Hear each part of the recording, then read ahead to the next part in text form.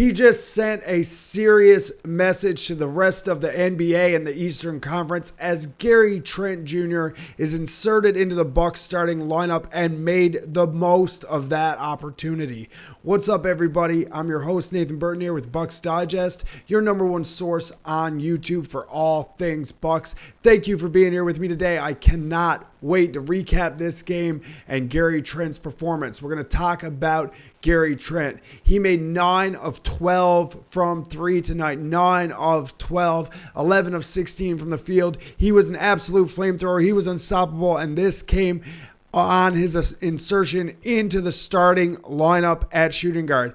It couldn't have went better for Gary Trent, and it couldn't have went better for the Bucks. Can't wait to dig into it with you guys. I'm going to talk about why this bodes well for the future success of the Bucks in this series. But before I get too far into it, I just want to mention to everybody, please hit that subscribe button. We're just a couple subscribers from 3,000. You guys have been running it up for myself and Nick. Please keep doing so. Okay, let's talk about the game tonight. It ended 117-101 for the Bucks, but it really was a tale of two halves.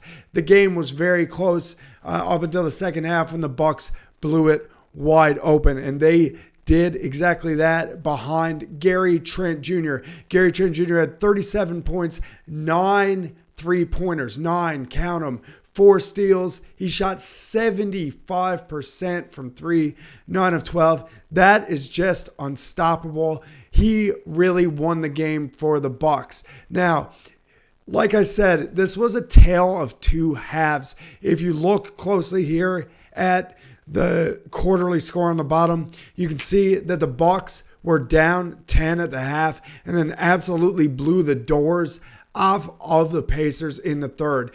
They outscored them by 21 points in the third, and Gary Trent Jr. caught fire, scoring 5 or 6 straight three-pointers in the third.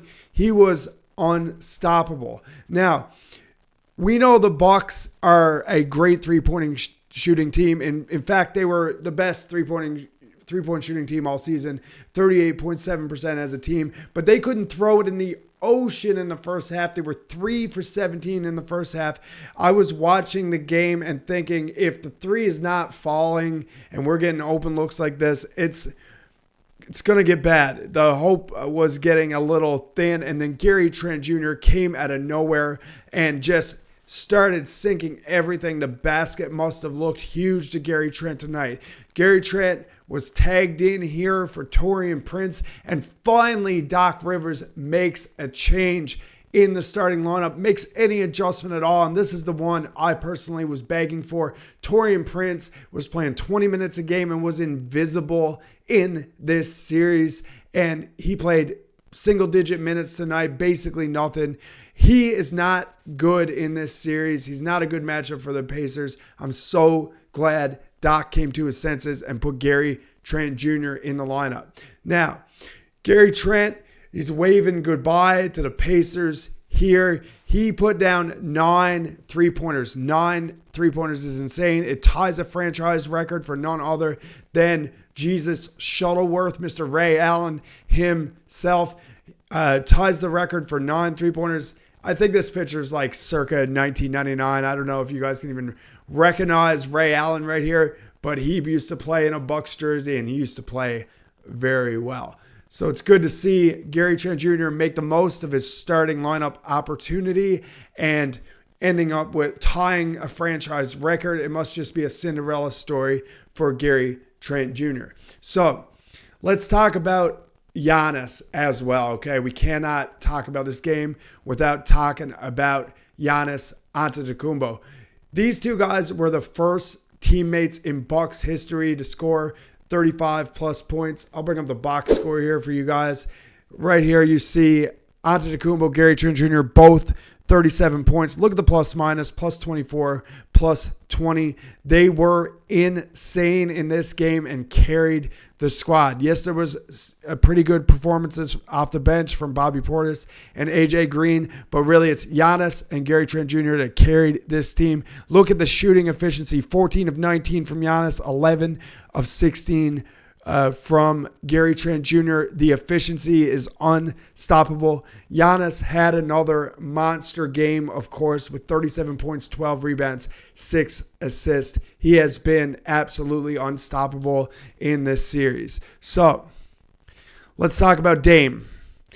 Dame had a really awful game. He shot he was 2 of 12 from the field. Still ended up plus 16, competed defensively, but 1 of 8 from 3.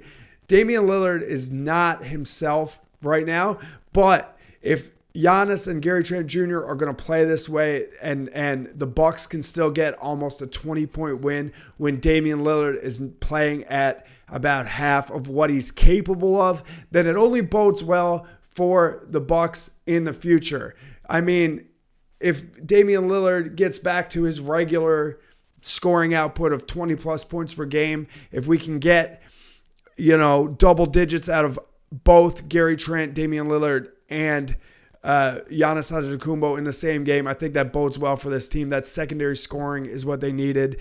Tonight Gary Trent Jr. played the role of Damian Lillard. A lot of the time it's Giannis and Dame at the top of that scoreboard, but as long as we have 3 guys contributing meaningful points in the game, then it bodes well. I can't wait to see what happens next game. We're still at home. We have a fear of God put in Indiana at this point, and Damian Lillard is just on the train back.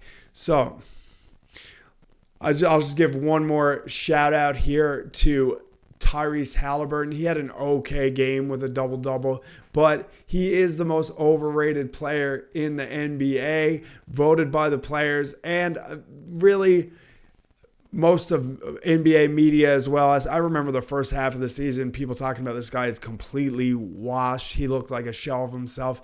He's not as athletic and as skillful as the other top guards in the league. I hate this guy. I'll be honest. I'm biased. Let's get him. I can see why Dame doesn't like him.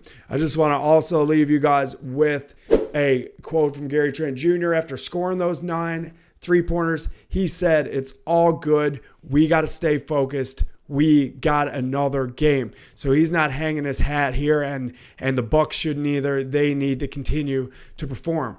But I want to know what your guys' predictions are for Game 3. I want to know, who else is eating crow and saying that maybe Doc Rivers is a genius. Maybe this was the best lineup change that could have been made. I need to see more Gary Trent Jr. He is such a good shooter and brought exactly what the Bucks needed in this game. Let me know what you guys think is going to happen in Game 4 and the rest of the series. We'll be back soon on Bucks Digest. Let's go. Fear the deer, baby.